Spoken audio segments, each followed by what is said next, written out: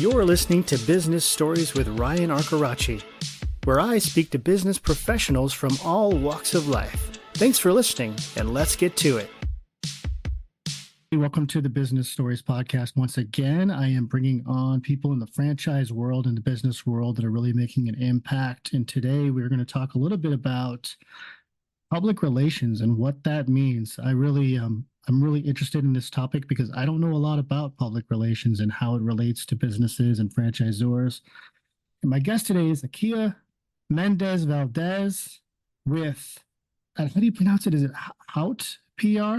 Yeah, if you want to be fancy, you can say Haute in Texas. A lot of people say hot in Texas because it kind of looks like a play on words, and it is. Okay. So either way, it's really good. Hot in Texas, the PR firm, and I'm trying my best to pronounce your name right, so I'm sorry if I didn't do well. But You're doing great. Thank you for being here. So tell us a little bit about your background in this space and how you came about this business. Yeah, absolutely. So I actually grew up not in Texas. I grew up in Indiana, grew up on a farm in the middle of nowhere. When I went away to school, I decided I wanted to do journalism, but I very quickly kind of pivoted into a PR degree. And then worked for an agency for a couple years once I got out of school.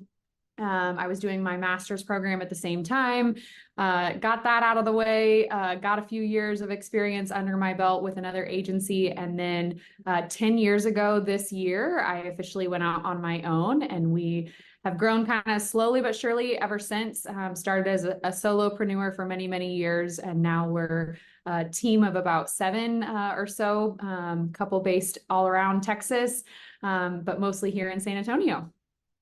That's great. So for people listening out there who really don't understand how to define public relations in terms of business and franchising, can you give us sort of the very basic breakdown of what does it mean and why is it important these days? Right. Yeah. So I think it's challenging because even people within our own industry sometimes define public relations differently and mean different things when they say that. But for us, I think we talk a lot about being able to propel and curate your online and in-person presence. That's a very sort of like roundabout way of saying that we are there to help make you look really good, whether that is in the press is what most people think of for public relations. But we also do a lot of social media. We can do a lot of thought leadership. Maybe you want to be speaking, you want to be submitting for awards, really kind of your overall perception in the public eye or with your customers, with your stakeholders. There's a billion ways for us to help make that, a little bit more of an improved scenario. And of course, a lot of people think that, we step in when there's a crisis and you're, being slandered in the media, and we can come in and kind of clean up and spin things. We don't do a ton of that. We try to only take those on when we feel strongly that, it's a good thing for us to be backing. But there's certainly a lot of PR firms that's all they do is go clean up, scandals and messes and all the shady stuff that people think PR is all about. Yeah. I have to ask you too, I mean, with the world we live in, there's so much noise online. There's so much, when you talk about your image, it's really out there everywhere. There's so much social media. There's so many news outlets. There's so many people saying things about other people and businesses and brands, and you don't know what's true and what's not. Like, how do you handle all of that going on out there? Like, how do you approach that with a brand you work with? Yeah. It's funny because I actually was just talking to a journalist yesterday who was doing a story about how the rumor got started that Beyonce and Taylor Swift were going to be at the DNC, and then they didn't show up to the DNC. So how do you as a PR person help navigate when a company might have a rumor started about them? And it's very challenging, I think, in today's landscape between AI being able to create, fake images or fake sound bites or anything. You have a hard time with the public once something does get off the ground and they start to perceive you in a certain way. It can get out of hand pretty quickly. So I think the main thing that we really try to do is make sure that you're kind of playing offense as much as you're playing, defense should be sort of hopefully secondary. Hopefully you don't have that much negative perception, but if you're continuously on the offense and putting out positive news stories about yourself, then hopefully if and when something does come out that's a rumor or negative, or you didn't have a super positive feature in the media, people will still give you the benefit of the doubt, or they'll hear you out. They'll want to hear your side of things. Almost one of those, well, we can't believe that they would do that. Let me think about this a little bit more. Versus if they've never heard of you, they're absolutely going to take the first thing that they hear about you as gospel. They're not Right, even going to consider another perspective. right. So how do you go about when you approach a brand, and maybe you can share an example or two, but really starting things off on the right foot as far as image and message and the public perception? Because I think that's what you're trying to control is really, I shouldn't say control, but you're trying to make a good impression of your Mhm. brand through the public. Can you have any examples, or how do you approach that with for example, a franchise, let's say? Right. Yeah. Right. So for us, we start typically with, more of a brand audit and sort of taking a look at all of your social media, all of your website, all of your reviews online. What are people saying about you? There's very, very fancy tools for sort of brand perception monitoring. But if you're a small business, it's pretty easy to go ahead and take a look at those three kind of avenues and tell, how are you doing in the grander scheme of things. Yeah. So we do tend to do that right at the start of a client experience. And then we also on our team, on our service, I guess, menu, we also offer what we call like a 30-day PR and marketing master plan. And with that, we're being a little bit more proactive to kind of take a look at what are your business goals, and then how can we build a marketing plan around those goals, and Mhm. how can we achieve those the fastest and the most efficiently. And so sometimes that will also help us catch some areas that we need to improve, or areas that we need to kind of do a little bit of cleanup. But typically that just means kind of doing a clean sweep, and looking at what stuff maybe needs to be adjusted or changed. But we can kind of start doing our best work after we've accomplished that to start. Yeah.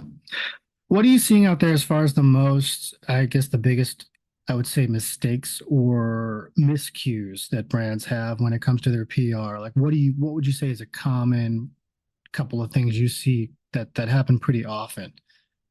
Yeah, I think that we have quite a bit of potential clients who come to us, and it's always a challenge if they tell us, okay, we want you to get us out there, but I don't want to be in the spotlight. I don't want to Yeah. be featured. I don't ever want to be the face of the company. And if you're Yeah. a small business, if you're a small brand, people expect to find out, well, who are you? What's the story? Why should I trust you? Why should I have that credibility? Or that, I guess, awareness of making a decision to purchase with you. If you're just expecting that based on some stock images or some product images and that's it, you're fighting a lot more of a challenging battle, versus if you're willing to put yourself out there a little bit, because you are the expert. You are, for all intents and purposes, who people are choosing whether or not to buy from in the beginning stages. Right. So if we can get the client to agree to that, and be willing to trust us a little bit, we usually see success a lot faster for sure. That's good. Do you have any like good examples of stories of ones you've worked with where you really things really went well and you kind of learned a lot through working with these clients?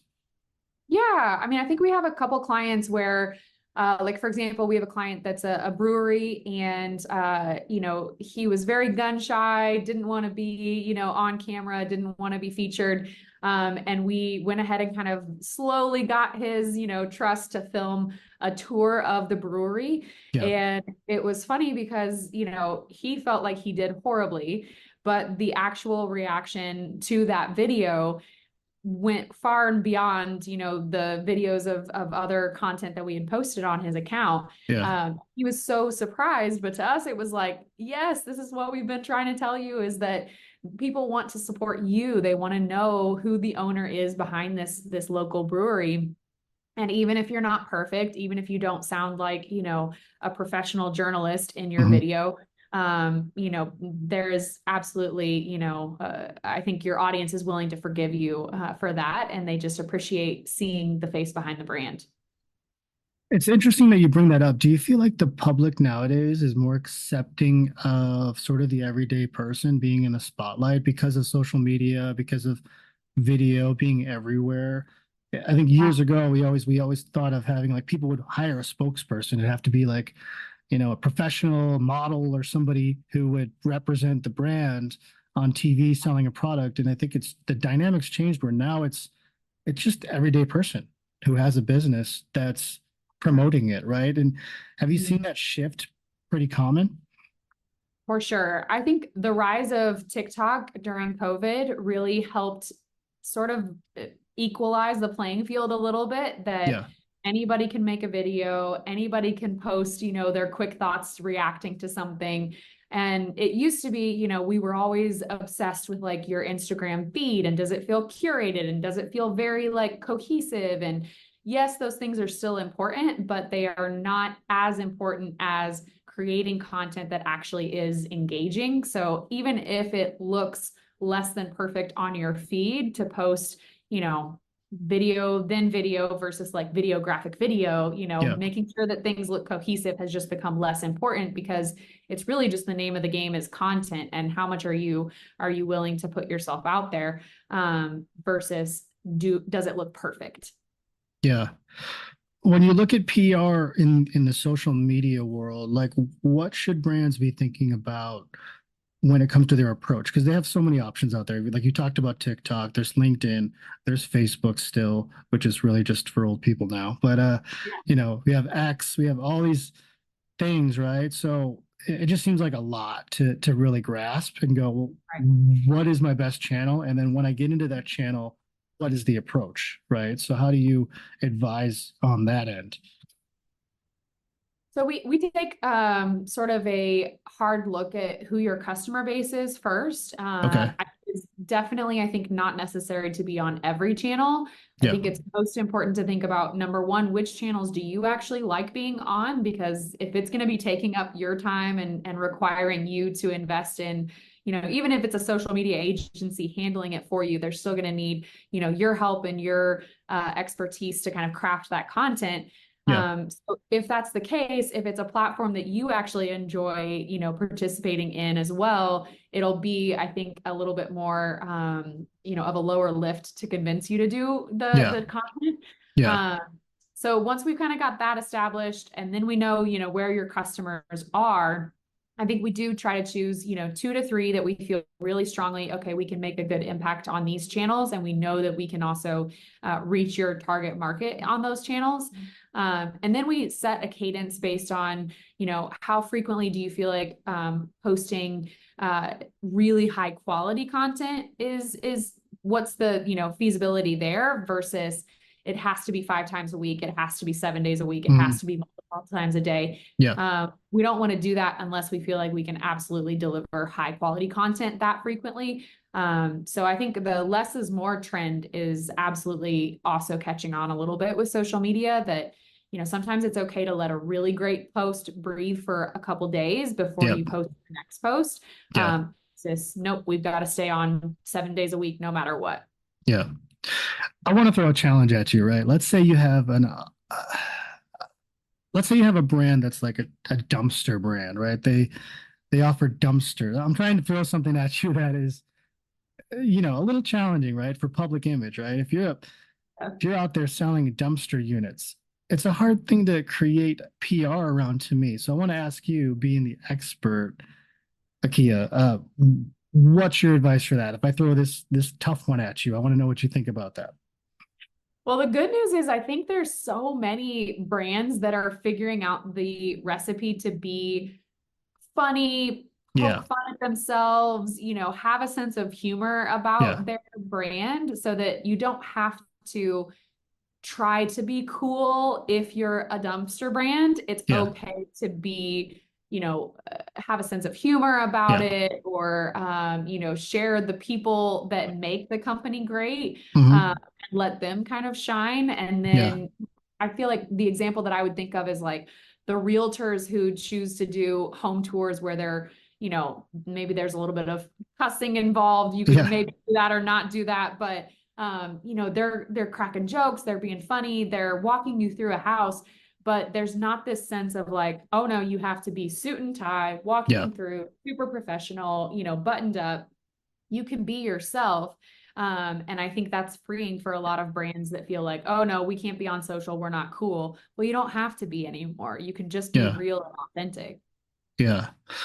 It's interesting. And I want to ask you too, like how much does storytelling play a part in PR? Would you say, or do you have any examples of how powerful it is for brands to put out their story or stories they have? Right. Well, we're in the attention economy, right? Like Yeah. all we're trying to do is just keep people's attention. And so if you're posting a piece of content that doesn't rope you in with the story, then you've got to be funny or you've got to be clever or you've got to be, edgy, whatever it is. But the story, I think, is what makes people stick around. Yeah. So we push, my team a lot to say, all right, this is a beautiful video, but if it's a minute and 30 seconds, what is the story that we're telling? If you're not roping me in and keeping me there because I want to know and I want to find out based on the hook, Yep. what else are you going to tell me throughout the rest of this video? Then, what are we doing? We're just wasting our time and we're wasting our clients' time too. So I think we really try to focus on that. And yeah, absolutely. Storytelling is the only way that we can still compete against AI and all these other Yeah. things that are kind of trying to come in and take our jobs, right? Quote unquote. Right. But do you have any examples of that, whether they're like national clients or just stuff? I'm sure you look at a lot. I'm sure you're online looking at LinkedIn and you're really observing what's going on out there. Do you have any particular examples that really stick out in your head where you go, wow, that is a great approach or that's a great campaign I've seen recently? Yeah, I think for us, for example, I guess one client that I would think of is we have a client that's a biotech startup. They're working on a diagnostic tool for endometriosis. Hmm. And as part of our conversation with the founder, we could have just made it, here's this great diagnostic tool, we're looking for investors and that's it. But we really tried to dig a little bit deeper with the founder. And as part of that, she was really willing to tell the story of her own health journey. And then also tell the story of, as a female founder trying to raise funds in the biotech space, here's the actual nitty gritty of what this is like. And it Hmm. was so wonderful to see when she would post on, her LinkedIn, or we would help her with a pitch to the media. Yep. It got so much more traction when she was actually telling from a story angle, here is actually the reality of what I'm experiencing, or here is my personal journey in this world and in this, I guess, path to wellness. Yep. Um, and that just, resonated so much more. And we were able to get her, so much more press coverage because she was willing to be that vulnerable as well. It sounds like from what I'm hearing that it's so weird to think about when people develop a brand, they get so business minded that they take away the emotional side and they take away the story. Do you see that a lot? Do you feel like people are so stuck in business mode where it's like, I got to sell this thing and I've got to get it out there and I need people to buy it and I need to market it, but they forget about that we're human beings and we want to connect on an emotional level, right? So do you feel like a lot of your campaigns are centered around the storytelling, but also drawing out the emotion Mhm. of the business or the brand or what's behind it? Do you feel like Right. people lack in that area generally? 100%. Yeah. I think that a lot of, especially if you feel like you're, selling widgets or Yeah. product based, you think, well, all I'm going to have to do is just put out an ad and people will buy. Well, Yep. no, they need to build that authority, that trust, that, actual connection with you. Yeah. And I think it's frustrating for a founder or for an owner to feel like that extends the sales cycle or it takes so much longer than what they're wanting. Yep. But you have to remember if you're competing against some of these brands that have years of awareness, years of building, loyalty and trust with their customers. If you're trying to change customer behavior and pull them away from what they've already become accustomed to, number Hmm. one, it's going to take time. And then number two, to your point, you're going to have to touch on what are those emotions. People buy based on, emotion, or you're hitting their pain points, or you're solving a problem. And if you're not taking the time to actually explain that to them, it's Right. rare that a customer is going to go and figure it out for themselves. So you have to be willing to walk them through that. And not only once, but say it again and then again Hmm. and then again. And eventually you'll get to that point where you've kind of crossed the threshold to an actual conversion. Yeah.